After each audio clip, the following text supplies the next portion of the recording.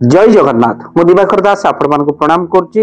आज आलोचना करबा दक्षिण दिग कोन सतरे अशुभ वास्तुशास्त्र कोन कुहा जायछि। दक्षिण दिग को जदि आपण जागा बढ़ौचंती घर करचंती कोन करिवे प्रतिकार भक्त बंधु दक्षिण दिग सतरे कोन अशुभ आज वीडियो शेष पर्यंत देखि जानि पारि। वास्तुशास्त्र अनुसार दक्षिण दिगरे केबे आपण स्थान नियंतु नाही।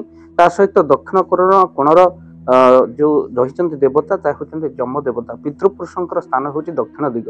सेतिपई जदि दक्षिण दिग को आपण कोनोसी घर बढ़ौचंती तो सेतिपई आपण प्रतिकार स्वरूप गोटे मन रखि थांतु। सेदिन गोटे नारिकल नडियाटीए सेही जगह उपर भांगी नडियार जल सेही स्थान रे आपण दियंतु न। दक्षिण दिग क्षतिकारक आपण मानक करै थाए तो सहित आपण सेदिन किछि दान धर्म मध्य करंतु।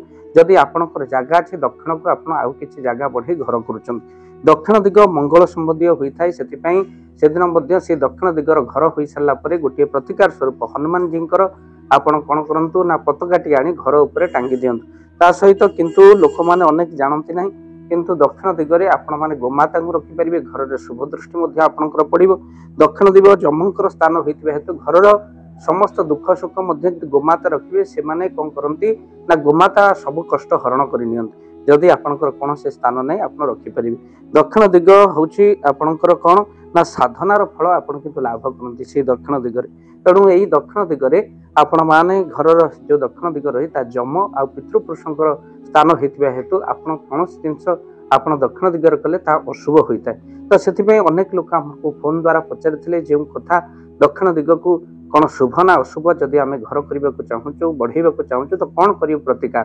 भक्त बंधु आपण निश्चित भाव रे दक्षिण दिगरे घर कले बा दक्षिण दिगर जागा को किछि बढ़ई के घर कले घर अछि बढ़ेबा को चाहूचंती आपण जेहेतु दक्षिण दिगर स्वामी होच मंगल तो सेतिपई हनुमान जी पताका घर सारी कर सारा पर आपण घर उपरे लगे दियंता। घरे निश्चित भाव में दक्षिण दिग को जब बढ़ी आपंकर जगह अच्छे आपण घरे से प्रतिकार स्वरूप हनुमान जी चालीसा हनुमान जी सुंदरकांड निहाती भाव में घरे पाठ कर। जदि आपण घरे हनुमान चालीसा सुंदरकांड करने चाहते स्क्रीन रे चलता नंबर में आपण एवं कॉल करेंगे। टीम सह पहुंचब आपण घरे सुंदरकांड हनुमान चालीसा करने अति स्वल्प मूल्य भगवान कृपारू जो जगह हनुमान चालीसा सुंदरकांड कर आसुचु उत्तम फल मिलूँ। वीडियो को शेयर करेंगे और चैनल जदि नुआ चैनल को सब्सक्राइब कर दियंतु। जय जगन्नाथ जय पंच जय जगन्नाथ।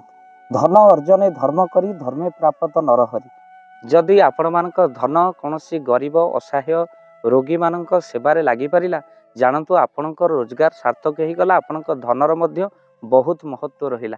तो आज आपण माने जदि चाहूचंती आपणकर से धन महत कार्य लागू जेमिति कि आमे गोटे आम्बुलांस करिचु जो आम्बुलांस प्रतिदिन किछि असहाय रोगी मानक मेडिकल रे पहुंचाए।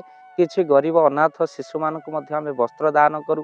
किछि रोगी मानक पाखरे पहुंचू जो माने बहुत रोगरे पीड़ित से मानक पाखरे आमे किछि अर्थ आ गरीब लोक मानक सहायता प्रदान करू। ये किछि दिन पूर्वरु आपण माने सहयोग कले आमे मध्य किछि कंबल असहाय मानक पाखरे जाई पहुंची बांटी थिलु। आपण को कृतज्ञता ज्ञापन करने सहित जदि आपण चाहूचंती आपणक धन आम द्वारा कौन सी महत्व कार्य लागू तो स्क्रीन रे चली नंबर रे निश्चिंत आपण कॉल करंतु।